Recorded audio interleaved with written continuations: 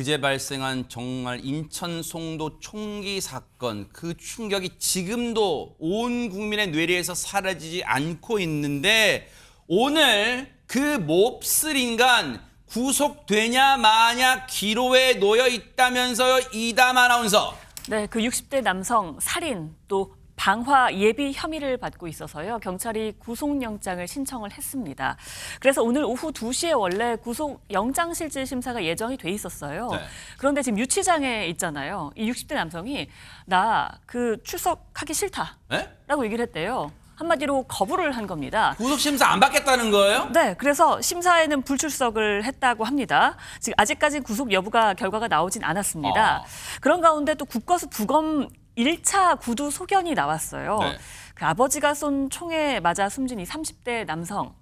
우측 가슴 부위와 좌측 복부, 그러니까 옆구리 부위에 총상으로 인해서 장기가 손상돼서 숨진 것으로 보인다라는 소견이 나왔습니다.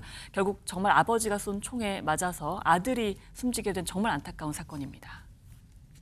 인간이요, 얼마나 잔인해질 수 있을까요? 인간이, 아버지란 인간이, 세상에 여러분 생각해보세요. 그 당시를. 아버지란 인간이 아들을 향해서 총을 총 3발을 격발했는데 그 중에 2발이 자기의 아들 몸에 그걸 쏴요? 그게 사람이에요? 그게 사람입니까 진짜? 근데 박선배 변호사님, 이 인간이 구속영장 실질심사, 구속 전 피의자 신문을 왜 거부하고 안 받겠다고 안 나간 겁니까? 왜 그런 거예요 이게? 영장 실질 심사에 출석할 의사를 내비치지 않는 것은 어차피 영장 발부 가능성이 높다는 판단도 있고, 영장 실질 심사에 출석하게 되면 판사의 질문에 따라 범행 동기 등을 진술하여야 하는데 지금까지 수사 과정에서 범행 동기 등을 진술하지 않았던 취지를 그대로 유지하고자 하는 의도가 깔려 있는 것으로 보입니다. 살인 사건은 그 특성상 중한 형 선고가 예상되므로 도주 우려를 이유로 구속 영장이 발부되는 경우가 대부분입니다. 오히려 살인 사건에서 구속 영장이 기각되는 경우는 찾아보기 어려운 실정인데, 특히 이 사건은 총포화약법 나아가 현주건조물 방화 예비죄로도 입건돼 있습니다. 만약 영장을 기각한다면 피의자가 또 다른 범죄를 저지를 가능성도 농후해 영장 전담 판사 입장에서는 구속 영장 기각을 하기가 더 어려운 사안입니다. 지금 이 CCTV 장면요, 저 인간이요, 인천 송도에서 이 경악스러운 범죄를 저지르고 차량을 통해 내뺐어요. 서울 서초구까지 내빼요. 그리고 지금 신고를 받고 경찰들이 다 이 도주로 차단하고 이렇게 무전을 통해서 연락해서 저 차량을 발견한 거예요. 그래서 차량 세워! 이렇게 했는데도 안 세운 거예요. 도망가려고 하니까 순찰차가 앞을 얼른 가로막고 내려! 했는데 안 내려요. 저 인간이. 겨우 그렇지만 큰 정황 없이, 정말로, 왜냐하면 경찰분들이 저 인간이 총기를 사용해서 범행을 저질렀기 때문에 또 다른 총기 격발이 있을지도 모르는 어떤 큰 일촉즉발의 상황이었지만 결국은 큰 정황 없이 일단은 검거됐고, 다행히 그 이후에 여러분 들으신 것처럼 폭발물 설치가 됐다는 말까지 하면서 지금 이 서울 도봉구에 있는 저 몹쓸 인간의 거주지에 가서 폭발물, 타이머 설치된 그 폭발물을 해체할 수가 있었는데, 그럼에도 불구하고 박주민 변호사님, 저 몹쓸 인간의 범행에는 여전히 의문투성이가 많잖아요. 네, 뭐 이 사건에 대해서 알려지면 알려질수록 사실 충격이잖아요. 아버지가 아들을 살해했다라는 거, 그리고 살해한 자리가 아들이 열어준 자신의 생일 파티 자리였다라는 거고, 또 자신이 직접 만든 이 사제 총기로 이 살해를 했다라는 것도 충격적인데, 그렇죠. 그 외에도 자신이 살던 집에는 폭발물이 설치를 해놓고 어제 12시에 폭발되도록 사실 해놨다는 것도 난 충격. 네. 12시 그죠? 난 12시, 그래서 그런 타이머까지 맞춰놨다라는 것도 충격인데요. 그런데 이 사건 당일인 그제 집을 나서던 이 남성의 수상한 모습이 영상에서 포착이 되었습니다. 그래요? 이 영상을 한번 보시죠. 네네. 네, 그제 오후 4시쯤 서울 도봉구 자신이 살던 아파트 엘리베이터에 탑승한 이 60대 남성입니다. 어깨엔 큰 가방을 메고 있고요. 그리고 커다란 캐리어까지 끌고 집을 나선 모양입니다. 네. 이렇게 집을 나서서 향한 곳은 바로 인천에 자신의 아들이 살고 있던 집이었고요. 어허. 이 불과 4시간 후 아들이 향해서 산탄을 발사한 후 도주했다가 아까 보신 영상처럼 경찰에 붙잡히고 말았습니다. 네, 지금 경찰이 검거된 모습이 지금 야국 내 CCTV를 통해서 또 이게 보여지는 그런 모습. 모습이에요. 그런데 보세요. 이 사건과 관련해서 여러 가지 얘기들이 계속해서 지금 쏟아지고 있잖아요. 이종근 평론가님. 너무 경악스러워요. 지금 들을 때마다. 네, 그렇습니다. 지금 이게 왜 경악스럽냐 하면 맥락이 이어지지 않아서 그래요. 왜요? 어떤 거냐면 어떤 범죄가 이루어졌을 때 우리는 그 범죄에 대해서 범행 동기를 찾으려고 하고요. 또 행위들에 대해서 연관을 지어서 이런 것 때문에 이런 범죄 행위를 했구나라는 인식을 하게 됩니다. 그런데 맥락이 이어지지 않는다는 건 바로 자신의 아들이 자신의 생일 잔치를 치러주는 곳에 가서 온 가족이 있는 곳에서 지금 살해를 한 거잖아요. 어허. 그런데 그것도 이해가 가지 않죠. 자기 생일잔치 하는 데 가서 그렇게 살해를 한다? 그럼 관계가 나빴다고 볼 수 없잖아요. 어허. 생일잔치도 치러주는데. 그러네요. 근데 그거보다 더 이해가 안 가는 건 불특정 다수를 향한 방화, 의도가 있었다는 거예요. 즉, 당시에 그렇게 해놓고 보니까 이미 자기 집에 시한폭탄을 설치했어요. 사제로 시간을 딱 맞춰서 12시에 그것도 뭐 한 14개 정도의 그런 그 폭발물들을 연결을 해서요. 만약에 그게 진짜로 터졌다면 어떻게 될까요? 화재로 인해서 아파트 전체가 전수될 가능성도 있는 거잖아요. 그러면 이것과 그다음에 비속살해, 즉 자기 아들을 살해한 것과 어떤 맥락일까? 그러면 자신이 직접 말이라도 해줘야 되잖아요. 나 이런 것 때문에 이렇게 했다라고. 그런데 가정 불화 때문이다라는 말 이외에는 입을 싹 닫고 있는 거예요. 그러니까 지켜보면서도 도대체 무엇 때문에 이런 행동들을 했을까? 오리무중이라는 거죠. 저 천인 공로할지를 저지른 인간이 지금 보세요. 이거 그대로 놔둬보세요. 저 인간이 지금 경찰한테 뭐라는 줄 아세요?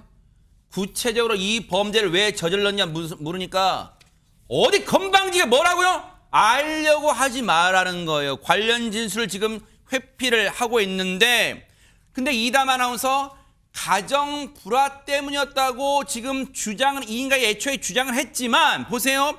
그러면 과거 이 가족한테 무슨 일이 대체 있었는가 좀 거슬러 올라가 볼 필요가 있잖아요. 어떻게 된 겁니까? 네, 많은 분들의 관심이 쏠리고 있습니다. 60대 남성 이제 전처와 이혼한 지 20년이 넘었다고 해요. 20여 년 전에 이혼한 상태인데 전처 같은 경우에는 국내에도 한 120여 개가 있고요. 해외에도 한 20여 개의 지점이 있는 굉장히 큰 에스테틱 업체 대표입니다. 그래요? 네, 그렇게 대표를 운영을 하고 있는 사람이고요. 아들 같은 경우에도 관련해서 또 코스메틱, 그러니까 화장품 브랜드를 운영하면서 어머니와 협업도 하고 있는 관계입니다.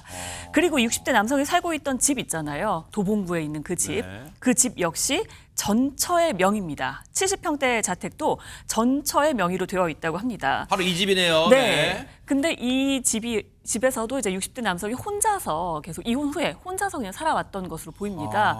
전처 명의의 집에서 홀로 쭉 살아온 겁니다. 전부인 명의인데 그냥 자기가 혼자 살고 있는 거예요? 네, 이유는 어떻게 되는지 모르겠는데 그러니까요, 네. 그런 상황인 거고요. 직업도 일단 없는 것으로 전해졌습니다. 자, 들을수록, 그래서 아까 이종근 평론가님 들을수록 퍼즐이 맞춰지는커녕 뭐지?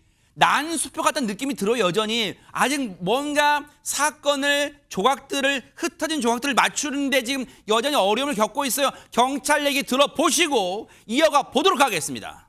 집에다가 설치한 폭발물은 이 피의자가 다시 집에 돌아가지 않을 생각으로 자포자기하는 심정으로 집안에다 설치를 해놓은 것으로 지금 추정하고 있습니다. 도주는 본인 진술에 의하면 저 미사리 방향이나 아니면 한강 쪽으로 가려고 했다, 이런 진술을 하고 있습니다. 경찰도 지금 이 수사에 애를 먹고 있는 것으로 추정은 돼. 왜냐하면 구체적인 범행 동기 가정불화 탓이었다고 그 말만 내뱉었을 뿐 그 이후에는 지금 진술을 구체적으로 하는 걸 회피를 하고 있단 말이에요. 근데 보세요. 아들과의 관계가 나쁘지도 않았는데 더더욱 이해가 안 되는 거, 왜 그러면 그 범행 현장에서 아들만 범행 대상으로 노린 걸까요? 자, 범죄 관련 전문가 얘기 들어보시고 이어가 보도록 하겠습니다.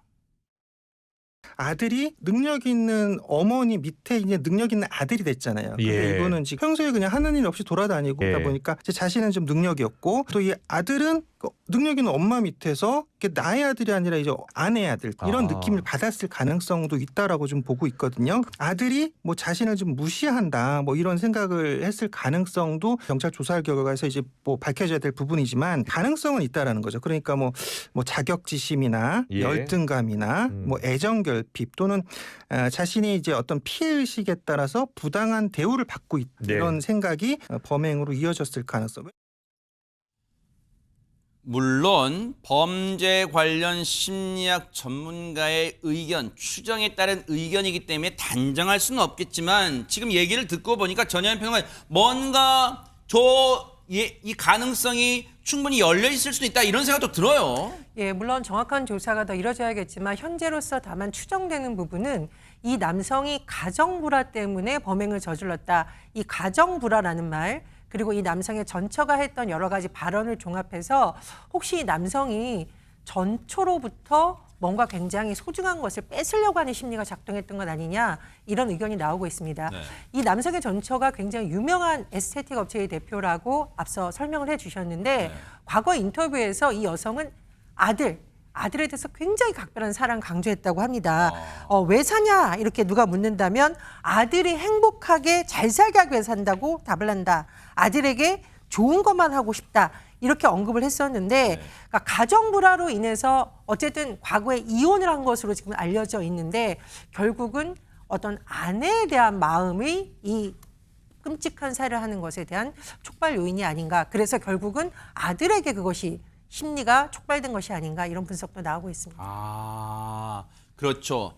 충분히 아까 범죄 심리학 전문가도 추정했지만 박성배 변호사님 물론 단정할 수 있는 건 아니에요. 아직도 경찰도 그 부분을 지금 캐내야 될 거니까. 근데 충분히 가능성은 있을 수 있는 게 20여 년 전 아내와 이 불화로 이혼을 했는데 그 아내에 대한 미움이 그 아내가 끔찍하게 사랑하고 아끼는 아들한테 투영될 수도 있겠다는 게 지금 전문가 어떤 예견 뭐 그런 건가 봐요. 어떻습니까? 이 경찰은 피의자의 심리 상태를 분석하고 범행 전모를 파악하기 위해서 기존 프로파일러 1명에 추가로 1명을 더 투입할 예정이라고 합니다. 총 2명의 프로파일러가 집중 분석을 진행하고 있고 이른바 라포, 신뢰관계를 쌓아 조사를 이어나갈 방침이라고 하는데 네. 과거에도 범행 동기를 진술하지 않던 피의자가 프로파일러의 계속된 설득에 범행 경위 전반을 털어놓은 사례가 있습니다.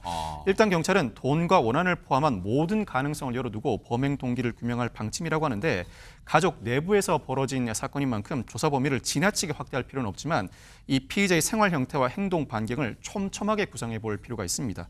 휴대전화, 소지품 등 근거를 바탕으로 피의자의 생활 형태 등을 구상할 필요가 있고 이에 대한 가족들, 지인들의 반응, 태도에 비춰보면 범행 동기는 일정 부분 추론이 충분히 가능해 보입니다. 네. 현재까지 정황에 비춰보면 가족들도 도저히 예상할 수 없었던 자신만의 사고와 불만을 표출한 것으로 보이는데 끝까지 범행 동기에 대해 침묵을 지켜 범행 동기가 오리무중이라면 양형 기준에 따라 보통 동기 살인이 아닌 비난 동기 살인이 적용될 것으로 전망됩니다. 즉 원한 관계에 기한 살인으로서 보통 동기 살인이 아니라 별다른 이유 없는 무작위 살인으로서 비난 동기 살인이 적용될 것으로 보이고 이에 따라 현재까지 상황에 비추어 보더라도 계획적 살인으로 추정되는 데다 피해자의 자식들이 보고 있는 자리에서 사제총기로 아들을 살해했습니다. 그 자체로 한 번의 살인 범행임에도 불구하고 무기징역이 선고될 수 있는 사안이라 언젠가 어느 시점에는 피해자가 말이 안 될지언정 나름의 범행 동기를 진술할 가능성이 높습니다.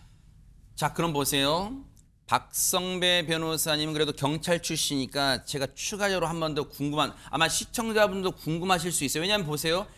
방금 전에 설명 중에 그게 있잖아요. 프로파일러 2명을 추가로 투입해서 저 몹쓸 인간하고 신뢰 관계를 쌓아서 범행 동기 등을 알아내보고자 지금 노력 중이라는데 시청자분들이 박성배 변호사 언뜻 생각할 때는 아니 경찰들이 범행 동기를 추궁해도 지금 말하지 않는데 프로파일러가 저 몹쓸 인간하고 신뢰관계를 쌓는다? 어떤 식으로 하면 프로파일러가 저 몹쓸 인간하고 신뢰관계를 쌓아서 원하는 답을 이끌어낸다는 거지? 궁금한데 막 이렇게 하실 수 있잖아요. 피의자 입장에서는 경찰과 프로파일러는 다소 다른 결로 다가옵니다. 경찰이 묻고 그에 대해 답을 하게 되면 조서에 그대로 남게 되고 이 조서는 향후 수사뿐만 아니라 재판 단계에서 어떤 형태로든 증거로 사용되게 됩니다. 그렇지만 프로파일러와의 면담은 조서의 형태로 남기지는 않습니다.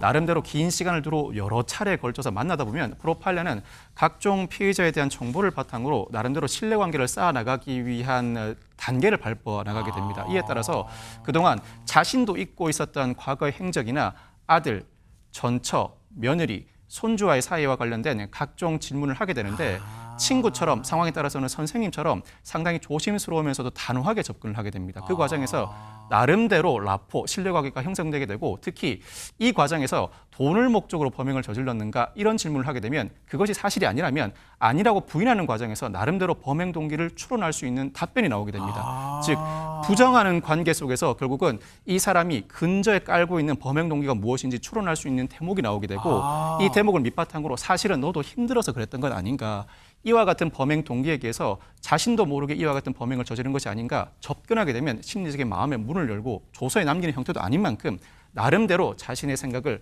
꽁꽁 숨겨두었다가 쏟아내는 시점이 있습니다. 그 결과를 프로파일러는 나름대로 그동안 오랜 신뢰관계를 거쳐서 분석해본 결과 이러이러한 진술을 얻었다는 정도의 메모만 남겨두게 되고 그 메모를 바탕으로 경찰은 조서를 남기는 형태가 아니라 향후 범행 동기와 양형자료로 삼기 위한 근거자료로 삼는 수준에 그치게 됩니다. 이 과정을 거치기 때문에 피의자는 경찰이 아니라 프로파일러를 접하게 되면 시간은 걸릴지언정 어느 순간에는 자신의 이야기를 하는 경우가 많습니다. 그래서 야 지금 설명 듣고 보니까 그래서 지금 프로파일러 고도에 훈련된 프로파일러 2명을 추가로 지금 투입했다는 거예요. 그러면 보세요 이종근 평론가님 범죄 동기를 알아내는 게 이제 경찰 수사의 몫이란 말이에요. 근데 걱정되는 건 세상에 그 범죄 현장에서 그 끔찍한 범죄 현장을 눈으로 목도한 지켜본 이 피해자의 아내분과 그 두 아이들 진짜 너무 충격받았을 거 아니에요 지금. 네 그렇습니다. 나이가 9살과 5살의 아이들이었다고 합니다.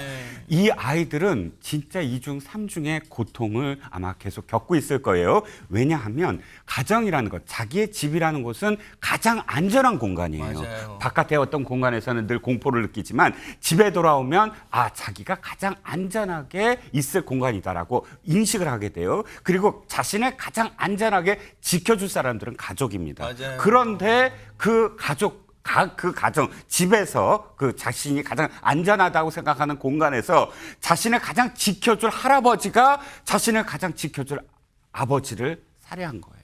그거를 목도로 했다고 한다면 세상에 자신을 안전하게 지켜줄 사람과 공간이 어디에 있을까라는 그런 공포를 계속 갖게 되거든요. 그러니까 계속 어떤 그 심리적 치료가 필요한데 어쨌든 사건 직후 이 손주들은 아내 즉 며느리와 함께 안방으로 급히 피해서 화를 면했지만 여전히 지속적인 불안 증세를 보이고 있어서 경찰은 범행 경위를 고려해서 유족 심리 지원이 필요하다고 보고 피해자 보호 담당 경찰관을 배치할 계획이라고 밝히고 있습니다. 왜 안 그러겠어요? 왜 불안 증세가 없겠어요? 세상에. 그런데 보세요. 박주혜 변호사님. 저 몹쓸 인간을 잡고 보니 당시에 음주 상태도 아니고 약물도 안 했고 과거 정신병력도 없다는 거. 그러면 맨정신에 다 알고 모든 상황을 다 알고 계획범죄 마음 먹고 저질렀다는 거 아니에요? 그러면 더 무겁게 처벌해야 되는 거 아니에요? 사실 변호사 입장에서 봤을 때는 온전한 의사 능력으로 이러한 범죄를 저질렀다는 게 더 충격입니다. 사실 이게 고의성, 계획성 모두 다 인정되는 부분이거든요. 그렇기 때문에 말씀하신 것처럼 이런 부분에 있어서 가중 처벌해야 되는 거 아니냐 이런 말씀하실 수가 있는데 일단 살인에 관해서만 보면 우리나라 법에 살인에 대해서 가중 처벌하는 조항은 딱 2가지입니다. 뭔데요? 하나는 자식이 부모를 살해했을 때 일반 살인죄가 아니라 존속 살인죄가 적용이 돼서 가중 처벌이 되고요. 네. 두 번째는 28세 미만의 아동을 학대해서 살인을 했을 때는 가중 처벌이 되는데 이번 사안 같은 경우는 자식이 아버지를 살해한 게 아니라 아버지가 자식을 살해했거든요. 그래서 비속 살인죄라는 거는 우리가 가중 처벌하지 않습니다. 그래서 안타깝지만 이 사안에 대해서는 그냥 일반 살인죄가 적용이 될 것으로 보입니다. 아니 그럼 보세요. 그래도 천하에 진짜 많은 분들이 천인공노할 진짜 이 정말로 진짜 더 많은 분들이 알고 있는 표현을 다 내뱉고도 지금 시원찮을 그 저 몹쓸 인간 악마 같은 인간을요. 박성배 변호사님 신상 저 모자도 다 벗기고 마스크도 벗기고 그렇게 신상 공개할 그렇게 수는 없어요. 진짜 어떻습니까? 경찰은 피의자의 신상 정보 공개 여부를 검토할 위원회 개최를 검토 중이라고 하는데 경찰 입장에서는 범행이 잔인하고 중대한 피해가 발생했으며 국민의 알 권리 보장 등 요건을 충족한다는 판단에 따른 것입니다. 특히 피의자가 경찰 조사에서 자신의 자택에 폭발물을 설치한 이유에 대해서 생을 정리할 목적이었고 다수의 인명피해가 발생해도 어쩔 수 없다고 생각했다는 취지로 진술을 했다고 합니다. 아들 살해에 이어서 무차별적인 대형 인명피해까지 계획했을 가능성을 배제하지 못하는데 그만큼 국민적 관심사가 지대한 사건인 만큼 신상 정보 공개를 할 만한 사안이긴 합니다. 그렇지만 이 사건에서 가장 중요한 대목은 가족들의 의사입니다. 피의자가 아들을 살해한 사건인 만큼 피의자의 신상 정보가 공개될 경우에는 가해자, 피해자, 가족들이 전부 노출될 가능성이 대두되는데 이에 따라 가족들이 강력하게 반대한다면 신상 정보 공개를 강행하지는 못합니다. 그렇지만 이 사안은 특이하게도 피의자의 전처이자 피해자의 어머니가 이미 유명 에스테틱 업체 대표로서 사실상 이미 신원이 노출되었다는 이유로 경찰 측이 설득을 이어나갈 가능성도 배제하지 못합니다. 정말로 대형 참사. 왜냐하면 저 몹쓸 인간이 거주하던 그 도봉구의 아파트에 폭발물이 만약에 그 시간 장치가 좀 더 앞당겨 실행이 됐다면 정말 상상하기도 싫은 대형 참사가 일어날 뻔한 그런 충격적인 사건이요. 반드시 저 인간의 입을 열 수 있기를, 그래서 범행 동기를 캐낼 수 있기를 눈 부릅뜨고 기대해 보도록 하겠습니다.